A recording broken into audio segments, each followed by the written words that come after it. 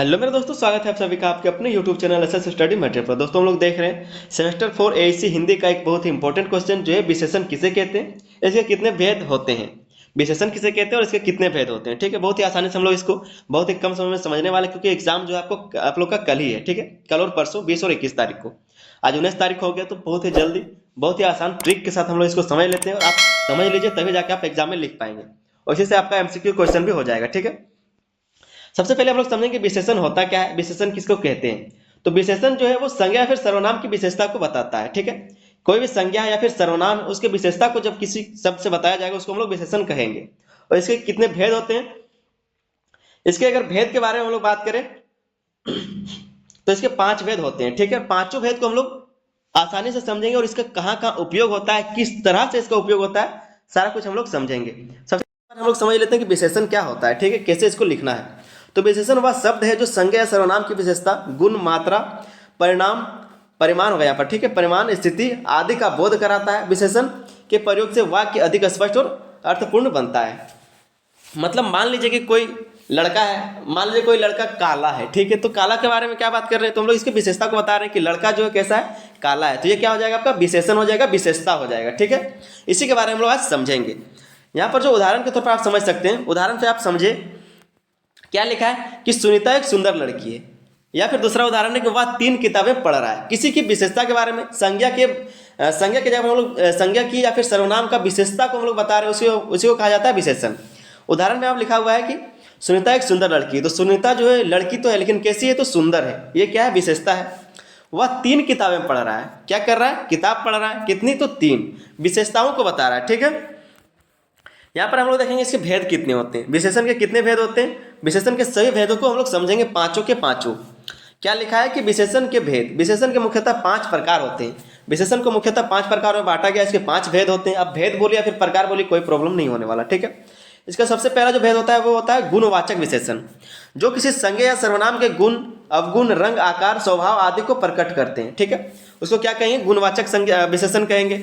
जो किसी भी संज्ञा या सर्वनाम के गुण को, अवगुण, रंग, आकार, स्वभाव आदि के बारे में बताता है, प्रकट करता है, उसको गुणवाचक विशेषण कहा जाता है। जैसे उदाहरण के तौर पर आप समझ सकते हैं कि सुंदर, छोटा, ईमानदार, अनुभवी, बुद्धिमान, तेज, काला, गोरा, गोल, लंबा, मोटा, ये सब क्या हो गया, आपका गुणवाचक विशेषण हो गया। ये सब क्या है, विशेषता है। ठीक है, ये सब बताता है संज्ञा या फिर सर्वनाम की विशेषता को जो बताएगा वो विशेषण कहलाएगा। और विशेषण जो है 5 प्रकार होता है, विशेषण का 5 प्रकार होता है, 5 भेद होता है। पहला आपका गुणवाचक विशेषण, जिसमें ये सब कुछ जहाँ पर संज्ञा या सर्वनाम के गुण, अवगुण, रंग, आकार, स्वभाव आदि को प्रकट करता है, उसको गुणवाचक विशेषण कहते हैं। जैसे कि उदाहरण आप देख सकते हैं कि सुंदर है, छोटा, ईमानदार। वाक्य के तौर पर आप इसको बना के देख सकते हैं कि राधा एक सुशील लड़की है।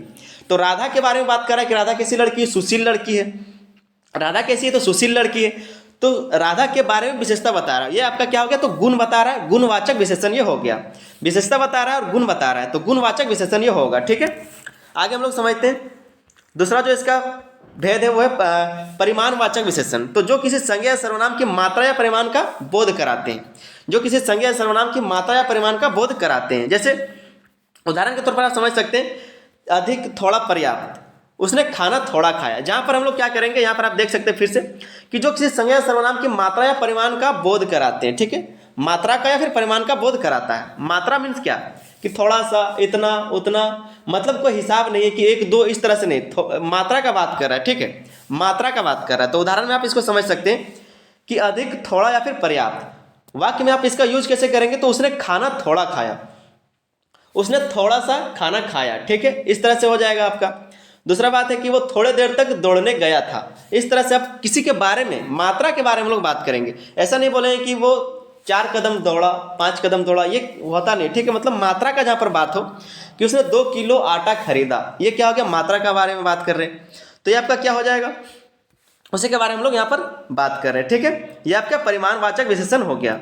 तीसरा आपका जो भेद है वो है संख्यावाचक विशेषण, जो संज्ञा या सर्वनाम की संख्या या क्रम को प्रकट करते हैं। जो संज्ञा या सर्वनाम की संख्या या क्रम को प्रकट करते हैं, यह 3 प्रकार का होता है। अब जो संख्यावाचक विशेषण है वो 3 प्रकार का होता है। ठीक है, जो भी संज्ञा या सर्वनाम की संख्या या क्रम को प्रकट करते हैं, और ये 3 प्रकार का होता है। कौन, तो संख्यावाचक विशेषण। संख्यावाचक विशेषण 3 प्रकार का होता है, 1, 2 और नीचे हम लोग तीसरा समझेंगे। सबसे पहला होता है निश्चित संख्यावाचक, जिसमें संख्या जो है निश्चित होता है, बता दिया जाता है। जो निश्चित संख्या बताते हैं, जैसे उदाहरण के तौर पर 3, 4, 5, 1, 2, 10, 20, 1 लाख, 2 लाख, 5 लाख, जो भी संख्या आप सोच सकते हैं, वो किसको किसमें डिफाइन करेंगे, तो निश्चित संज्ञा वाचक होगा ये। किसमें, तो संख्यावाचक विशेषण का ये पहला पॉइंट है।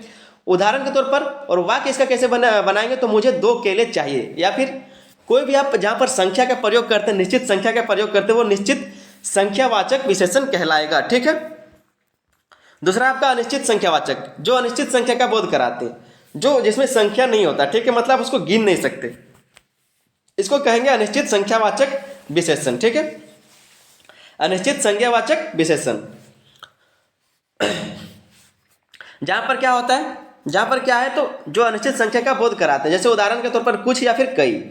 वाक्य पर इसका कैसे उपयोग करेंगे, तो उसने कई किताबें खरीदी, मतलब बताना नहीं है, या फिर जहां पर इस तरह का बात नहीं होता, उसने 2 किताबें खरीदी, 4 किताबें खरीदी, इस तरह का बात जहां नहीं होता, उसने जहां पर इस तरह का बात होता है कि उसने इतनी किताबें खरीदी, या फिर उतनी किताबें खरीदी, या फिर उन्होंने बहुत सारी किताबें खरीदी, तो इस तरह का जहां पर बात होता है, जहां पर निश्चित नहीं होता है कोई चीज, संख्या जो निश्चित नहीं होता, उसको अनिश्चित संख्यावाचक कहते हैं। किसका, तो ये संख्यावाचक विशेषण का ही दूसरा रूप है। ठीक है, दूसरा प्रकार है। तीसरा है आपका क्रमवाचक संज्ञावाचक।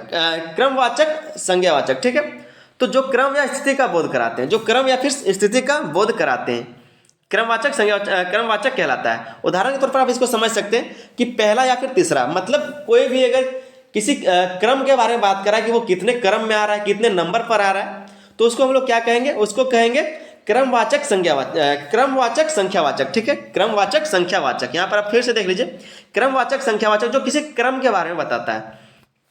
उदाहरण आप समझ सकते हैं कि पहला या फिर तीसरा, जैसे कि वह दूसरे स्थान पर आया, कोई दौड़ने गया था, या फिर कोई पढ़ाई कर रहा है किसी क्लास में, तो वो फर्स्ट आता है, सेकंड आता है, उसको हम लोग क्या कहेंगे, उसको कहेंगे क्रमवाचक संख्यावाचक। ठीक है, क्रमवाचक संख्यावाचक जो आपका क्या है, तो आपका संख्यावाचक विशेषण का तीसरा रूप है।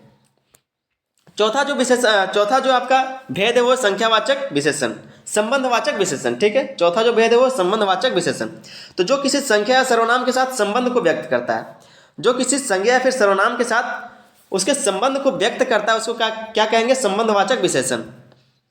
सबसे पहला पॉइंट है इसमें, जो उदाहरण के तौर पर आप समझ सकते हैं कि उसका, उनकी या फिर अपना, जिससे संबंध पता चलता हो। वाक्य के तौर पर आप समझ सकते हैं कि यह किताब उसकी है, यह कलम उसका है। ठीक है, या फिर ये घर उसका है। ठीक है, तो इस तरह से हम लोग जब किसी के बारे में बताते हैं, किसी के संबंध को बताते हैं, मान लीजिए कि कोई वस्तु है, उसके बारे में हम किसी व्यक्ति को जोड़ रहे हैं। ठीक है, दोनों को जोड़ रहे हैं कि ये उसका है या फिर ये इसका है। किसी को हम लोग जोड़ रहे हैं, किसी के संबंध के बारे में बात करें कि ये मेरा भाई है, तो संबंध के बारे में हम लोग जब बात करेंगे तो उसको क्या कहेंगे, संबंधवाचक विशेषण कहेंगे। ठीक है, पांचवा जो इसका भेद है वो है निश्रेयसवाचक विशेषण। ठीक है, निश्रेयसवाचक विशेषण, जिसमें जो संज्ञा या सर्वनाम की विशेषता के उच्चतम या फिर निम्नतम स्तर को व्यक्त करता है। जो संज्ञा या फिर सर्वनाम की विशेषता के उच्चतम या फिर निम्नतम स्तर के बारे में बात करता है, बताता है, उसको क्या कहते हैं, तो निश्रेयसवाचक विशेषण कहा जाता है। उदाहरण में आप समझ सकते हैं कि श्रेष्ठ, उत्तम, सबसे बड़ा, जैसे कि वह श्रेष्ठ इंसान है। ठीक है, या फिर वह बहुत ही उत्तम व्यक्ति है। इस तरह से आप जब बात करते हैं तो उसको कहाँ रखा जाएगा, तो आप निश्रेयसवाचक विशेषण इसको कहा जाएगा। ये क्या है, तो विशेषण का ही पांचवा भेद है। वाक्य पर आप इसका उपयोग कर सकते हैं कि यह छात्र सबसे उत्तम है, यह छात्र सबसे उत्तम है। ठीक है, तो इस तरह से हम लोग वाक्य इसका बना सकते हैं। ठीक है, तो ये आपका विशेषण हो गया। विशेषण वाक्य में संज्ञा और सर्वनाम को विशेषता देकर भाषा और अर्थपूर्ण को आकर्षक बनाते हैं। ठीक है, मतलब कोई भी संज्ञा फिर सर्वनाम को विशेषता देकर उस भाषा को अधिक अर्थपूर्ण और आकर्षक बनाते हैं, मतलब अच्छा लगे देखने में और सुनने में, इसलिए हम लोग विशेषण का उपयोग करते हैं। ठीक है, तो उम्मीद करते हैं कि बहुत अच्छे से आपको समझ में आ गया होगा। यही सब क्वेश्चन से जो है आपका एमसीक्यूज भी हो जाएगा। अपने दोस्तों तक भी इस वीडियो को ज़्यादा से ज़्यादा शेयर कर दिए, और चैनल पर अगर नए तो चैनल को सब्सक्राइब जरूर कर लीजिए, क्योंकि एग्जाम का सारा तैयारी आपका इस चैनल पर कराया जाएगा। चलिए मिलते हैं वीडियो में, तब तक के लिए धन्यवाद, जय हिंद।